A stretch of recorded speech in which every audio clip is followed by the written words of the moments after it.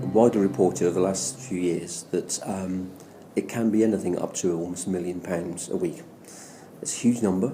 If we would take into account all of the costs involved with regards to insurance claims, rehiring of equipment and losses, based on the research that we took some time ago, it could be as much as 750 million a year, almost up to over £1 billion a year problem.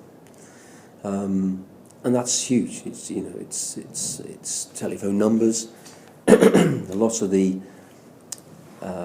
people involved in this crime, it's organised crime. It isn't necessarily opportunist theft. It's guys and girls and teams of people who do this as a living. There are people out there who can earn as much in a day, an hour, than most people will try and earn within a year. And it's a worrying concern. It's a trend that's been around for a long time, and although I represent a company called Datatag, as you'll be aware, we operate something called the Official Caesar Scheme, which is an acronym for the Official Construction Equipment Security and Registration Scheme, which now covers agricultural equipment. And this was basically, it was a police-driven initiative way back in 2006-07. It was aimed really predominantly, if you recall, when the UK won the bid for the Olympic Games, with this massive issue of £1 million a week of property being stolen. And then, if you recall, there was an issue the next day, unfortunately, with the 7/7 bombings. And what came from that was, how could the average police officer identify equipment on the side of the road? Of course, we're trying to deal with the task of theft on a global basis with regards to the scheme, but that's how it started. So with that as an issue, the police put together what they felt would be a specification to try and help police officers. Some of the biggest problems police officers with how we're trying to identify any yellow metal or any sort of agricultural equipment, if you're not a specialist, and unfortunately we're now seeing lots and lots of what were the specialist dedicated vehicle teams that know exactly what a VIN number looked like on a Citroen Berlingo van to a John Deere, etc. We're seeing less and less of those. When I first started in this industry many years ago, we had something like 60-odd stolen vehicle squads. We're just down to a few of those now. So if you take that into account, and with somewhere like the Met Police that's recruiting thousands of new officers each year, who might not know one end of a digger or a tractor to another, how if you looked at something yellow at the side of the road, might be a generator, might be a compressor, what type of mini digger it is. The idea of the Caesar scheme was to give that police officer the tools he needed to identify what is it, whose it, should it be there, so they can deal something with him. And that's how the Caesar scheme was born. It was designed by the police for the police. But it's been a very successful initiative over the past few years, and it's now, as it was set out to be, is proven to be a very sort of powerful deterrent and an aid to recovery. CITS, Combined Industry Theft Solutions, it's been around for many years as a group of collective people and enthusiasts, specialists within the industry. Anything from police, dedicated police, to insurance, finance companies, leading manufacturers, security companies. Everyone gives their time up in terms of to try and help combat this problem of theft, and it's always been an issue. And really, that's where this whole initiative came from. Out of this was how as an industry can we tackle this problem of theft. And going back to what I just said, the police had this issue. If we're looking at some on the side of the road, it's very difficult to identify where are the serial numbers. From a police perspective, if they stop something on the side of the motorway, really are they allowed, from a health and safety point of view, to be climbing on top of a machine in case they slip, fall, bang their heads? If they were to do that, where are all the chassis numbers, the VIN numbers?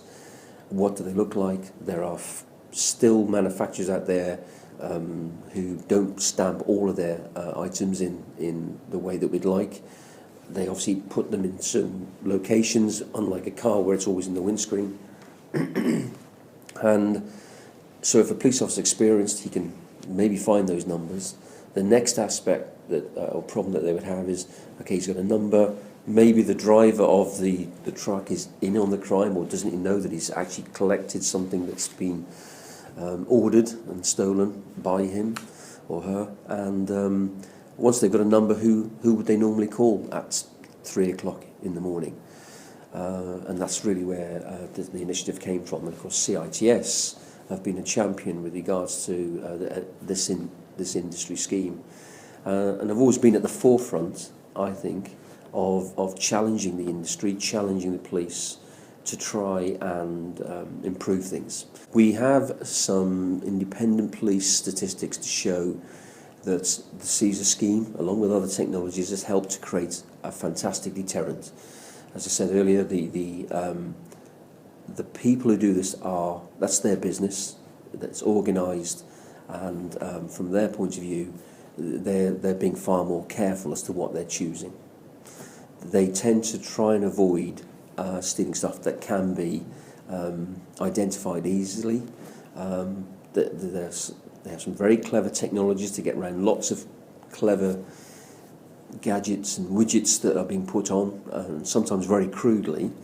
But these people haven't just given up and said, well, let's go and steal something else. They are probably focusing on other parts of the industry. And as I've just said to you, what we are now seeing, apart from that £1 million problem and popular equipment, they're focusing on things like attachments, which I'm pleased to say the Caesar scheme has been adapted for attachments, and we now have a number of manufacturers such as Indeco, JCB Attachments and Steel Wrist that are fitting compact Caesar as standard, because these items can be worth £4, £5, £10, £15,000, can be very easily to on bolt, and if you don't know what you're looking for, then you can obviously move these things on quite quickly. We have tried to encourage the take-up of unique keys per machine.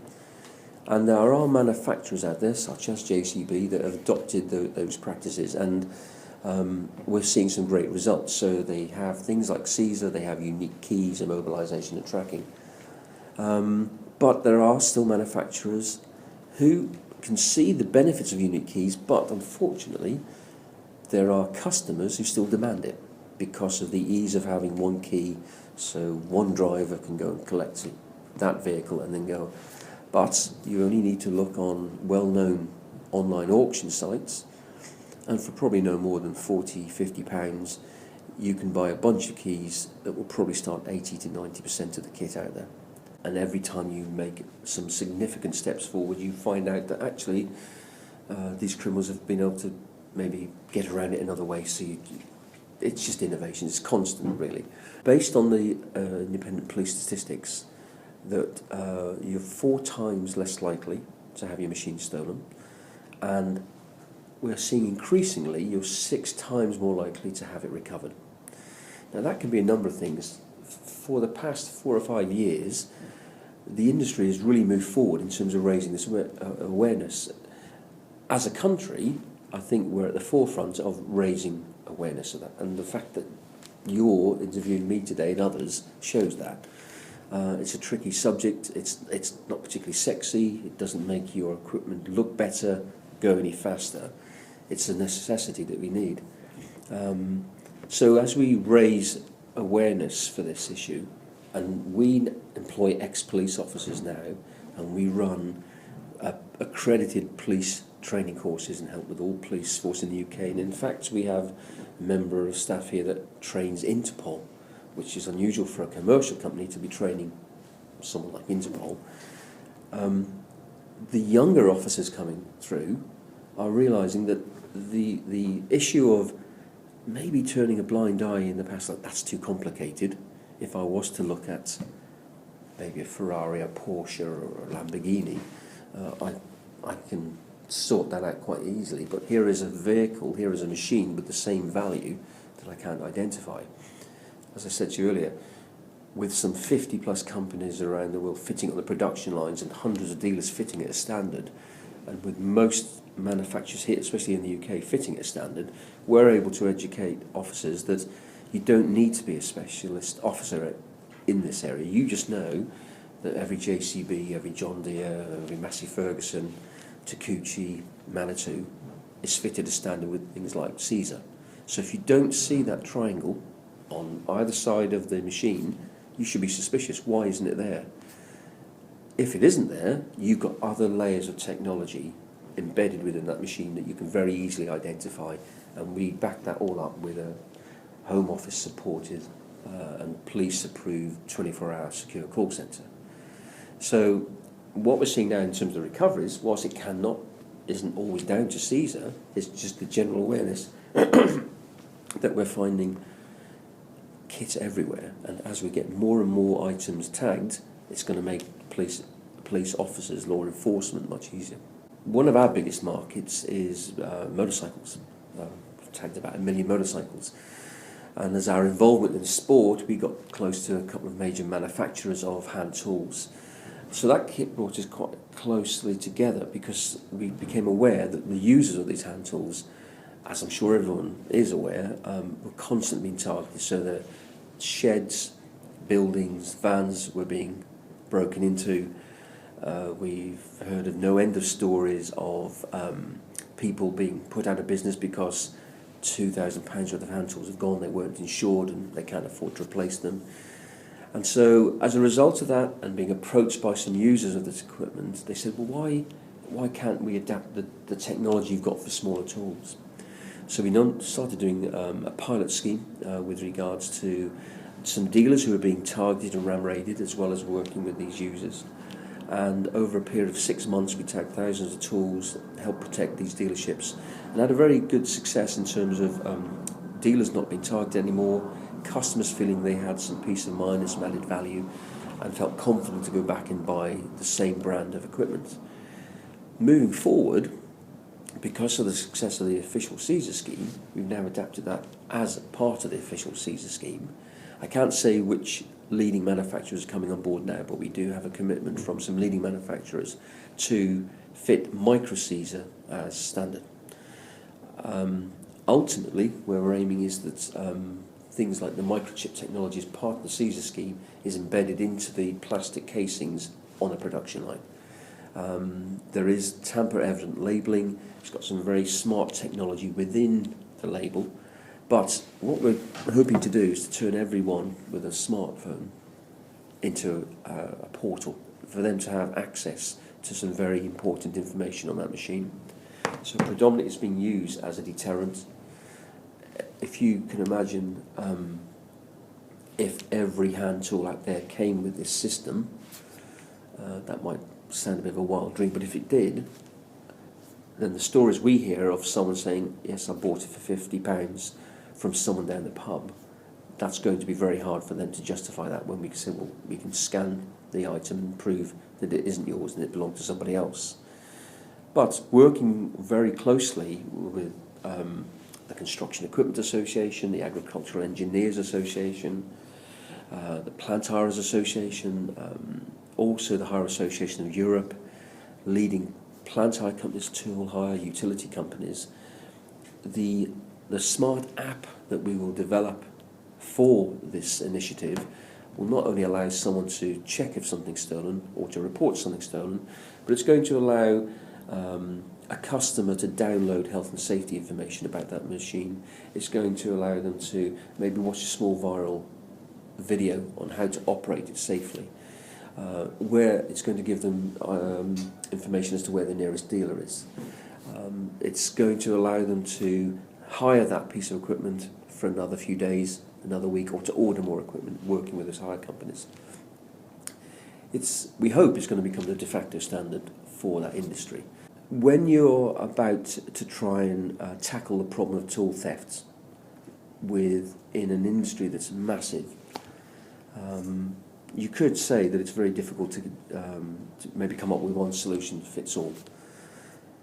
What we've been trying to do for almost 2 years now is we've attended hundreds of meetings, made loads of presentations. We've consulted with everyone involved in this industry, from very large national hirers to small tool hires, to attachment companies. We've worked with all the associations so that we can work with the manufacturers and deal with their marketing side, how things are fitted on the production line.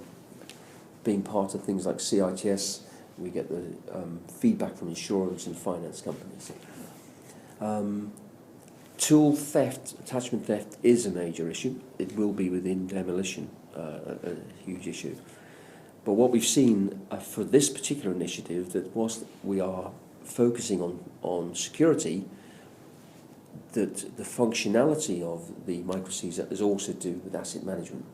And it's almost, I see it as almost like crowd policing, in a way, rather than crowdfunding. That we're all going to be part of looking after our kit. And so we're trying to develop a system that everyone supports. So far, we do have the support of all those leading associations. Since it's part of the official CSER scheme, which already has police approval, that's going to be great that we can get support from all of the police forces around the country. But the key to the success of this is actually finding a willing manufacturer or two to commit to doing it. And I'm pleased to say that we're very near to getting a leading one of that. So those manufacturers, those associations obviously supply the demolition side of things, but it's not to say we've ignored the demolition market. We just haven't been able to go and present where we are at this stage. But we're hoping within the next couple of months you'll start to see some very positive news coming out. From our point of view, we'd be more than willing to engage with them. We work closely with attachment manufacturers who can see there's a problem, and consumers have asked for it. That's why we've developed the attachment and compact CSER system for those. And as I mentioned earlier, people like Indeco, JCB and Steel Wrist are fitting it to standard, but not just here. Steel Wrist, for instance, are doing in Norway and Sweden, and that's growing for us. So we are having those discussions with attachment manufacturers, but it's been a difficult time, and the problem is that not many of these manufacturers want to increase any cost at all. They don't want to, in fact, they want to reduce their costs. A lot of those European manufacturers selling here now with Brexit maybe have some other issues. But what we have seen with some of the leading manufacturers, the sort of pathfinders, is they've seen that they needed to do something. They felt they had a duty of care for their customers. That whilst they might have been able to sell another item because something's been stolen, ultimately, unless it has ended up for scrap value, ultimately that item's going to be sold somewhere in the world at less money, which actually deprives that manufacturer of a sale. So they now have a customer that's lost their potential livelihood, their business. They may not want to go back and buy another attachment or machine from that manufacturer because they keep getting stolen. They might go and buy something cheaper. The person who's stolen it has benefited. He might have sold it on to a buyer that's unknowingly has purchased something. If it's found out, they get that taken away. So the knock-on effect is huge. And so maybe it's something that we need to make more of an effort to chat to the guys and girls within the demolition industry. They will probably be aware of what we've been doing from an industry perspective, and that's why I say working with some of those manufacturers, it's probably more of the same really. We just need to speak to more manufacturers and to continue discussions with other associations. There will probably be crime going on right now that we're unaware of. We know there is. People are getting away with it, and there's a lot of clever people in our industry, clever technologies, working very hard to combat that, putting in procedures, practices and technology, and it's making it much, much harder for those guys and girls to be able to earn their way of life, I suppose, or to fund whatever they're trying to do. At the time that we can stop theft completely, those of us who are involved in the security industry will be out of business. I can't see that happening anytime soon.